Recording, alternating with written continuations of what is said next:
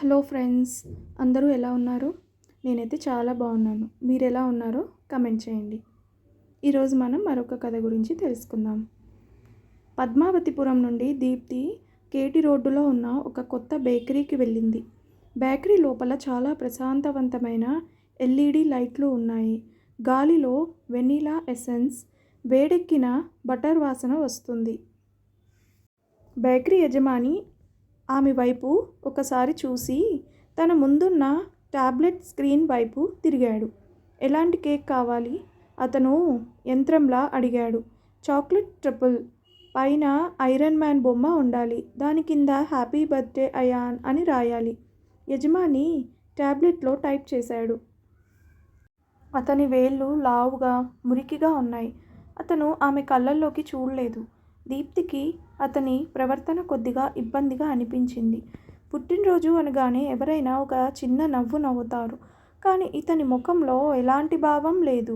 సోమవారం ఉదయం 10 గంటలకల్లా రెడీగా ఉంటుంది. 800 అవుతుంది. అతను ఒక రసీదు ప్రింట్ తీసి ఆమె వైపు పక్కకు నెట్టాడు. దీప్తి తన పర్స్లోంచి గూగుల్ పే స్కానర్ కోసం ఫోన్ తీసింది. పేమెంట్ చేసి ఆ రసీదు తీసుకొని బయటకు వచ్చింది. బేకరీ యజమాని ఆమె వెళ్ళడాన్ని కూడా గమనించకుండా లోపలికి వెళ్ళిపోయాడు. సోమవారం ఉదయం 8 గంటలు. అయాన్ స్కూల్ బస్సు ఎక్కడానికి అపార్ట్మెంట్ కిందకు వచ్చాడు. వరుణ్ ఇంకా ఇంట్లో రెడీ అవుతున్నాడు. దీప్తి కిచెన్లో అయాన్ లంచ్ బాక్స్ సర్దుతోంది. బయట రోడ్డు మీద దుమ్ము లేస్తోంది. అయాన్ తన స్కూల్ బ్యాగ్ తగిలించుకొని రోడ్డు దాటడానికి ఫుట్పాత్ దిగాడు. అప్పుడే ఒక తెల్లటి మారుతి స్విఫ్ట్ కార్ వేగంగా లీలామహల్ సర్కిల్ వైపు నుండి దూసుకువచ్చింది. కారు బ్రేకులు వేసిన శబ్దం గట్టిగా వినిపించింది, కానీ అది ఆగలేదు. కారు ఎడమవైపు బంపర్ అయాన్ను బలంగా గుద్దింది. అయాన్ గాలిలోకి ఎగిరి రోడ్డు పక్కన ఉన్న మట్టిలో పడ్డాడు. కారు క్షణం పాటు నెమ్మదించింది. డ్రైవర్ అద్దంలోంచి వెనక్కి చూశాడు. ఆ తర్వాత ఇంజిన్ రేస్ చేసి స్విమ్ సర్కిల్ వైపు వేగంగా వెళ్ళిపోయాడు. అయాన్కు ఏడుపు రాలేదు. వాడికి ఏం జరిగిందో అర్థం కాలేదు. మోకాలి మీద ప్యాంట్ చిరిగిపోయింది. మోచేతి నుండి రక్తం కారుతోంది. వాడు నెమ్మదిగా లేచి నిలబడ్డాడు. స్కూల్ బ్యాగ్లోని వాటర్ బాటిల్ కింద పడిపోయింది. వాడు దాన్ని తీసుకోకుండా వెనక్కి తిరిగి అపార్ట్మెంట్ మెట్లు ఎక్కడం మొదలుపెట్టాడు. వాడి తల లోపల ఒక వింతైన మోత వినబడుతోంది. 3వ అంతస్తుకు చేరుకునేసరికి వాడి కాళ్ళు వణకడం మొదలయ్యాయి. తలుపు తెరిచే ఉంది. వాడు లోపలికి అడుగుపెట్టాడు. దీప్తి కిచెన్లోంచి బయటకు వస్తోంది. అయాన్, బస్సు వెళ్ళిపోయిందా అంటూ వస్తున్న ఆమె వాడిని చూసి ఆగిపోయింది. అయాన్ సోఫా దగ్గరకు వెళ్ళాడు. అమ్మా అని పిలిచాడు. వాడు కళ్ళు పైకి తేలేశాడు. వాడు నేరుగా సోఫా మీద పడిపోయాడు. వాడి తల కుషన్కి తగిలి ఒక పక్కకు వాలిపోయింది. దీప్తి గట్టిగా అరుస్తూ వాడి దగ్గరకు పరిగెత్తింది. బాత్రూంలోంచి వరుణ్ టవల్ కట్టుకొని బయటకు వచ్చాడు. స్విమ్స్ ఆసుపత్రిలోని ఎమర్జెన్సీ వార్డ్. గాలిలో డెటాల్, స్పిరిట్, రక్తం వాసన కలిసి ఉంది. తెలుపు రంగు టైల్స్ మీద లైట్ల వెలుతురు ప్రతిఫలిస్తోంది. అయాన్ను ఒక స్ట్రెచ్చర్ మీద పడుకోపెట్టారు. వాడి బట్టలు విప్పేశారు. ఒక చేతికి సెలైన్, ఇంకో చేతికి బీపీ మానిటర్ కనెక్ట్ చేసి ఉన్నాయి. డాక్టర్ కార్తిక్ వాడి కళ్ళల్లోకి చిన్న టార్చ్ లైట్ వేసి చూస్తున్నాడు. కార్తిక్ ముఖంలో ఎలాంటి భావోద్వేగం లేదు. అతను ప్రతిరోజు ఇలాంటివెన్నో చూస్తాడు. అతను వరుణ్, దీప్తి వైపు తిరిగాడు. వరుణ్ ఇంకా వణుకుతున్నాడు. దీప్తి కళ్ళెంబడి నీళ్లు కారుతున్నాయి. ఆమె నోటి నుండి మాట రావడం లేదు. స్కానింగ్ తీశాం. కార్తిక్ నెమ్మదిగా ఒక నివేదిక చదువుతున్నట్లుగా అన్నాడు. తల వెనుక భాగంలో హెయిర్ లైన్ ఫ్రాక్చర్ అయింది. లోపల బ్లీడింగ్ ఉందో లేదో చూడాలి. ప్రస్తుతానికి వాడు డీప్ స్లీప్లో ఉన్నాడు. డీప్ స్లీప్ అంటే కోమానా కార్తిక్? వరుణ్ గొంతు వణికింది. వరుణ్కి కార్తిక్తో ముందే పరిచయం ఉంది. కార్తిక్ పెదవులు బిగించాడు. మేము దాన్ని కోమా అనం. శరీరం షాక్కి గురైనప్పుడు దానంతటా అదే రిపేర్ చేసుకోవడానికి ఇలా నిద్రలోకి వెళ్తుంది. వాడు త్వరలోనే స్పృహలోకి రావాలి. వెయిట్ చేయాలి. కార్తీక్ అక్కడి నుండి పక్క బెడ్ దగ్గరకు వెళ్ళిపోయాడు. వరుణ్, దీప్తి, అయాన్ మంచం పక్కన 2 ప్లాస్టిక్ కుర్చీలో కూర్చున్నారు. వాడి గుండె చప్పుడు మానిటర్లో బీప్ బీప్ అని వినిపిస్తోంది. ఆ శబ్దం తప్ప అక్కడ మరే శబ్దమూ లేదు.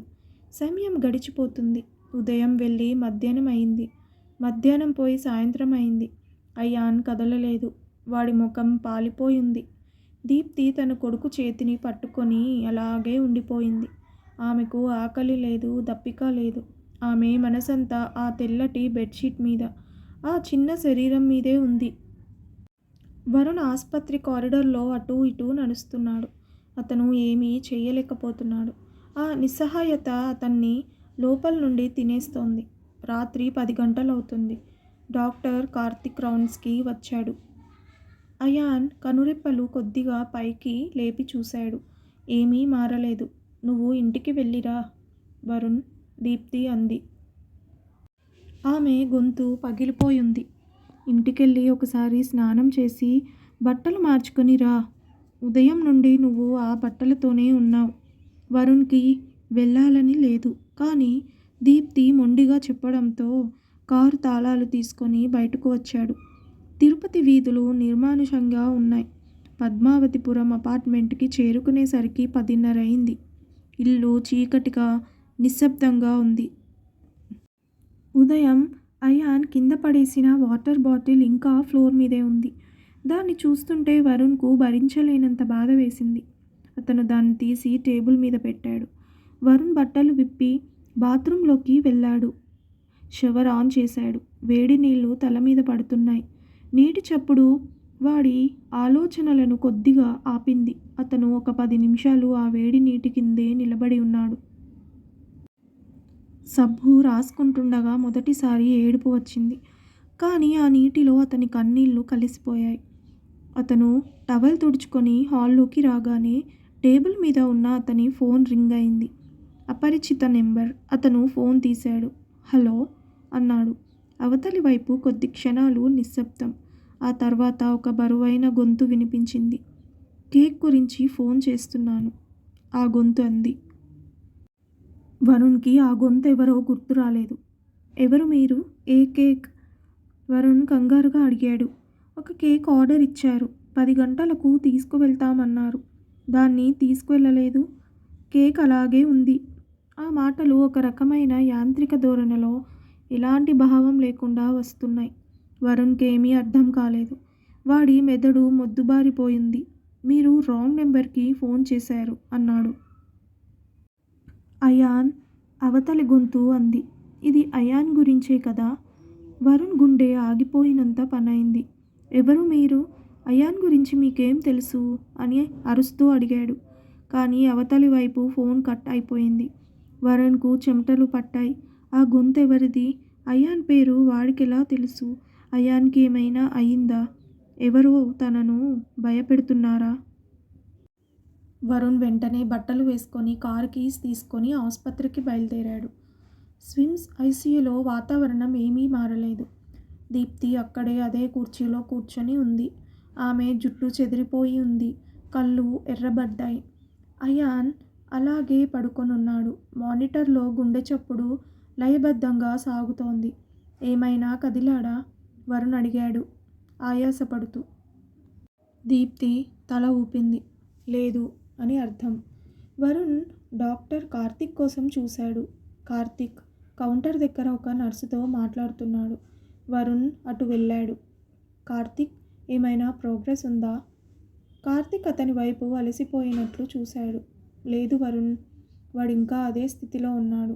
మనం ఏమీ చెయ్యలేం. వాడి బాడీ రెస్పాండ్ అవ్వాలి. బహుశా రేపు ఉదయం కల్లా ఏమైనా మార్పు రావచ్చు. లేదా? కార్తీక్ ఆగాడు. చూద్దాం, కార్తీక్ పొడిగా అన్నాడు. వరుణ్ తిరిగి దీప్తి దగ్గరికి వచ్చాడు. దీప్తి ముఖం జిడ్డుగా ఉంది. ఆమె నుండి ఆసుపత్రిలోని మందుల వాసన, చెమట వాసన వస్తోంది. దీప్తి, నువ్వు వెళ్ళిరా వరుణ్ అన్నాడు. నేను వెళ్ళను వరుణ్. వాడు కళ్ళు తెరిచినప్పుడు నేను ఇక్కడే ఉండాలి. లేదు దీప్తి, నువ్వు వెళ్ళి స్నానం చెయ్యి. నీకు కొంచెం రెస్ట్ కావాలి.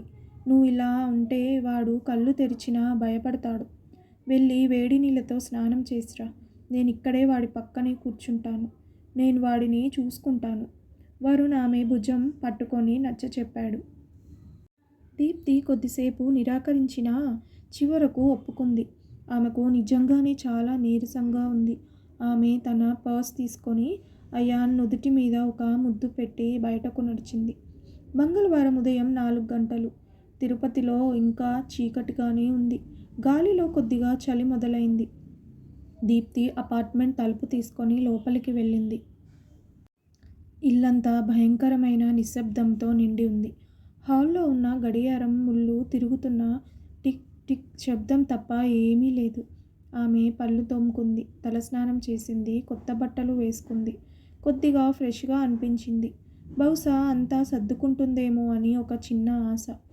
వరుణ్ చెప్పినట్లు అయాన్ కేవలం ఒక గాఢ నిద్రలో ఉన్నాడు. అతను లేస్తాడు. ఆమె తల తుడుచుకుంటూ హాల్లోకి వచ్చింది. కిచెన్లోకి వెళ్ళి ఒక గ్లాసు నీళ్లు తాగింది. ఆసుపత్రికి తిరిగి వెళ్ళడానికి కారు తాళాలు తీసుకుంటోంది. సరిగ్గా అప్పుడే టేబుల్ మీద ఉన్న ఆమె ఫోన్ రింగ్ అయింది. ఆ నిశ్శబ్దంలో ఆ ఫోన్ రింగ్ చాలా గట్టిగా, భయంకరంగా వినిపించింది. దీప్తి ఉలిక్కిపడింది. ఉదయం 4 గంటలకు ఎవరు ఫోన్ చేస్తారు? వరుణ్ ఆసుపత్రి నుండి చేస్తున్నాడా? అయాన్ కళ్ళు తెరిచాడా? లేక డాక్టర్ కార్తిక్ ఏమైనా చెడు వార్త చెప్తున్నాడా? ఆమె చేతులు వణుకుతుండగా ఫోన్ తీసింది. స్క్రీన్ మీద ఒక అపరిచిత నెంబర్. ట్రూ కాలర్లో పేరు లేదు. ఆమె ఫోన్ ఆన్ చేసి చెవి దగ్గర పెట్టుకుంది. హలో వరుణ్. ఆమె గొంతు వణికింది. అవతలి వైపు ఒక నిశ్శబ్దం. వెనుక ఏదో యంత్రం నడుస్తున్న సన్నటి శబ్దం వినిపిస్తోంది. అది బేకరీలోని ఓవెన్ శబ్దం అని ఆమెకు తెలియదు. హలో ఎవరు? దీప్తి మళ్ళీ అడిగింది. ఆమె గుండె వేగంగా కొట్టుకుంటుంది. అది నీకు గుర్తులేదా? అవతల నుండి ఒక బరువైన గొంతు వినిపించింది. దీప్తికి ఆ గొంతు ఎవరో గుర్తుపట్టలేకపోయింది. ఎవరు మీరు? ఉదయం 4 గంటలకు ఫోన్ చేసి ఏంటి ఈ ప్రశ్నలు? ఆమె కోపంగా, భయంగా అంది. ఇది అయాన్ గురించి. ఆ గొంతు అంది ఎలాంటి భావోద్వేగం లేకుండా, చాలా చల్లగా. అయాన్ గురించి నువ్వు మర్చిపోయావా? దీప్తి నోట్లోంచి మాట రాలేదు. ఫోన్ ఆమె చేతిలోంచి జారిపోయేలా ఉంది. ఆ గొంతు మృత్యువులా అనిపించింది. ఆమె బేకరీని, తను ఇచ్చిన ఆర్డర్ను పూర్తిగా మర్చిపోయింది. ఆ క్షణంలో ఆమెకు ఆ మాట్లాడుతున్న వ్యక్తి ఎవరో వింత రాక్షసుడిలా, తమ జీవితాన్ని నాశనం చేయడానికి వచ్చిన వాడిలా అనిపించాడు. ఏంటి? అయాన్కి ఏమైంది? ఎవరు మీరు? ఆమె గట్టిగా అరుస్తూ ఏడ్చింది. కానీ అవతలి వైపు ఫోన్ కట్ అయిపోయింది. టుట్ టుట్ టుట్ అనే శబ్దం మాత్రమే వినిపిస్తుంది. దీప్తి చేతిలోని ఫోన్ కింద పడిపోయింది. ఆమె భయంతో అలాగే నిలబడిపోయింది. తడి జుట్టు నుండి నీళ్లు చుక్కలు చుక్కలుగా కింద టైల్స్ మీద పడుతున్నాయి. ఇంట్లో నిశ్శబ్దం మళ్ళీ ఆవరించింది. కానీ ఇప్పుడు ఆ నిశ్శబ్దం ఒక భయంకరమైన రాక్షసుడిలా ఆమెను కబళించడానికి వస్తున్నట్లుంది. అయాన్కి ఏమైంది? ఆసుపత్రిలో ఏమైనా జరిగిందా? ఆమె వెళ్ళడానికి అడుగు ముందుకు వేయలేకపోయింది. అక్కడే ఆ హాల్ మధ్యలో ఆ ఖాళీ ఇంట్లో ఒంటరిగా ఉండిపోయింది. ఆ చీకటి ఆమెను పూర్తిగా మింగేస్తున్నట్లు అనిపించింది. ఆ తర్వాత హాస్పిటల్ నుంచి కాల్ వచ్చింది. ఆ కాల్ అయాన్కు ఏమీ కాలేదు, అయాన్ చాలా చక్కగా ఉన్నాడు అని కాల్ వచ్చింది. అప్పుడు ఆ తల్లి ఆనందానికి అవధులు లేవు. విన్నారు కదా ఫ్రెండ్స్. ఈ కథ కనుక మీకు నచ్చితే ప్లీజ్ సబ్స్క్రైబ్ చేయండి, లైక్ చేయండి, షేర్ చేయండి, కామెంట్ చేయండి. Thank you so much for watching this video.